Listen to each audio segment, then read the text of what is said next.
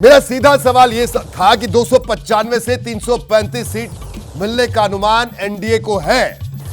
आप लोग नारा दे रहे हैं अब की बार 400 पार। हालांकि पहला ओपिनियन पोल है, मैं कहूंगा आपका फर्स्ट रिएक्शन ये जो फाइनल फिगर निकलकर सामने आई है। रोहित जी देखिए, बड़े विश्वास के साथ मैं कहता हूं कि आपके एग्जिट पोल को बिल्कुल सम्मान है, लेकिन मैं व्यक्तिगत तौर पे ना एग्जिट पोल पे ना एग्जैक्ट पोल पे मैं किसी पे बिलीव नहीं करता हूं। मैं सीधा जब रिजल्ट आते हैं उसी पे बिलीव करता हूं और जनता के पल्स पे बिलीव करता हूं, क्योंकि जनता की पल्स को जितना मोदी जी समझते हैं उतना शायद ही अभी भारत की राजनीति में कोई और समझता हो। ये सबको ही अग्री करेंगे जितने विशेषज्ञ। और अभी का जो मूड जा रहा है जनता का, जो मूड ऑफ द नेशन जा रहा है, अब एक छोटा सा उदाहरण देता हूँ। कयास लग रहे थे कि राजस्थान में सरकार बनेगी नहीं बनेगी। गहलोत जी की बहुत अच्छी योजनाएं आई हैं, बहुत ग्राउंड रिकवर कर गए हैं, हर हालत में गहलोत जी आ सकते हैं, लड़ाई बहुत अच्छी है। नतीजा क्या हुआ? 116। यही चीज़ मध्य प्रदेश में हो रहा था, मध्य प्रदेश में हो रहा था। हम कहते थे बम्पर मेजॉरिटी पे सरकार बनेगी, कोई नहीं मान रहा था। हाँ, ओपिनियन पोल हमें मध्य प्रदेश में सरकार बनाते हुए लास्ट में दे रहे थे कांटे की टक्कर में। नतीजा क्या हुआ? 164। छत्तीसगढ़ में तो हमको वाइप ऑफ कर दिया गया था, रूल आउट कर दिया गया था, चाहे ओपिनियन पोल हो, चाहे एग्जिट पोल हो, जी, चाहे एग्जैक्ट पोल हो। नतीजे क्या रहे? और प्रधानमंत्री जी ने तीनों जगह हमारे कार्यकर्ताओं को यही संदेश दिया था कि तीनों राज्यों में हम सरकार बना जा रहे हैं और तेलंगाना में हमारा मत प्रतिशत दोगुने से ज़्यादा होगा, और एग्जैक्टली वही हुआ। तो बड़े सम्मान के साथ आपके ओपिनियन पोल को मैं नहीं मानता हूं। ठीक है, हमारी सरकार बन रही है, लेकिन अभी देश, ये चुनाव संकल्प का चुनाव है। पहला चुनाव आशा का था, दूसरा चुनाव विश्वास का था। मोदी जी पे जनता ने विश्वास किया, 2019 में उनको दोबारा लाए।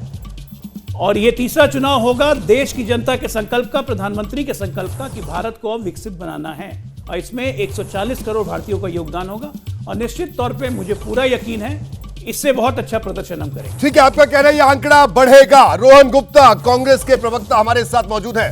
रोहन गुप्ता जी बताइए, जो इंडिया की बात करें 165 से 205 सीट मिलने का अनुमान, और सबसे ज्यादा नुकसान भारतीय जनता पार्टी को, सबसे ज्यादा बढ़त उत्तर भारत में है। वही इंडिया की अगर बात करें तो उत्तर भारत में बहुत बड़ा नुकसान। क्या कहना आपका?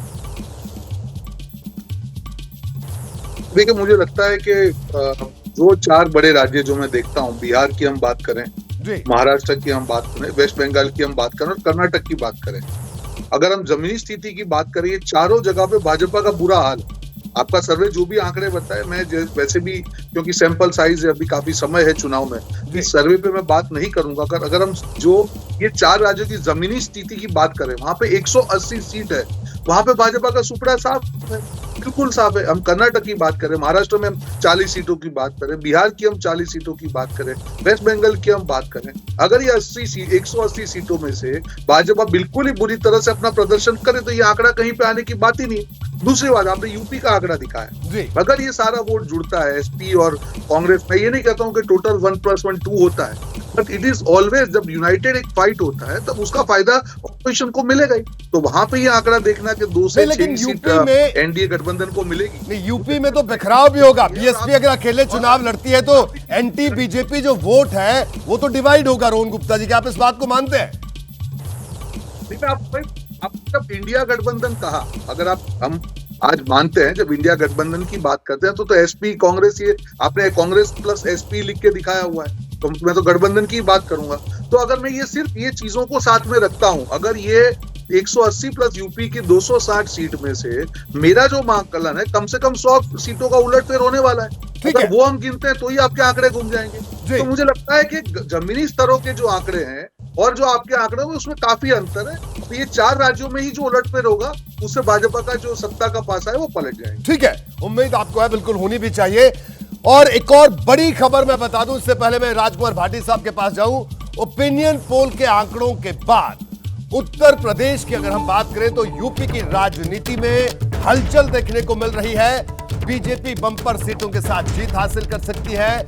इस अनुमान के बाद कांग्रेस के सांसद इमरान प्रतापगढ़ी ने बड़ा बयान दिया है। बीएसपी प्रमुख मायावती को लेकर इमरान ने कहा कि उन्हें इंडिया गठबंधन में आने के बारे में सोचना चाहिए। यानी कांग्रेस चाहती है कि बीएसपी इंडिया गठबंधन में आ जाए। सुनिए क्या कुछ कहा इमरान प्रतापगढ़ी ने। अभी गंगा जी में बहुत पानी बहेगा। उत्तर प्रदेश के राजनीतिक समीकरण आने वाले 1 महीने में बहुत बुनियादी तौर पर बदले। ये इशारा कर रहे हैं कि बीएसपी भी आने वाले दिनों में इंडिया अलायंस में शामिल हो सकती है और जिसकी वजह से आपको कॉन्फिडेंस है कि समीकरण बदल जाए। नहीं, पहली बात तो हमारा जो समाजवादी और कांग्रेस का अलायंस जिस पे बातचीत चल रही है और जमीन पे बातचीत हो रही है, प्लस आपके सर्वे के बाद बहुजन समाजवादी पार्टी भी नए सिरे से सोचना शुरू करेगी। जो भी राजनीति करने वाला दल, किसी भी क्षेत्रीय हो राष्ट्रीय हो, अगर वो डॉक्टर बाबा साहब भीमराव अंबेडकर के संविधान को बचाना चाहता है, उनके मिशन को बचाना चाहता है, तो उसको इंडिया अलायंस का हिस्सा बनना पड़ेगा। अब ये तो मायावती जी को तय करना है, बसपा को तय करना है। जैसे ही घड़ी का काटा दोपहर 2:30 पे आए, बबीता जी का दिल सास बहू साजिश के लिए मचल जाए। और ये है इनकी बहू, पूरे दिन ऑफिस की टेंशन हो जाए गॉन जब ये करें अपना फेवरेट शो फ्री टाइम पे ऑन। इनकी तरह आप भी देखिए अपना फेवरेट शो अपने टाइम पर और डाउनलोड कीजिए एबीपी लाइव ऐप अपने स्मार्ट टीवी पर।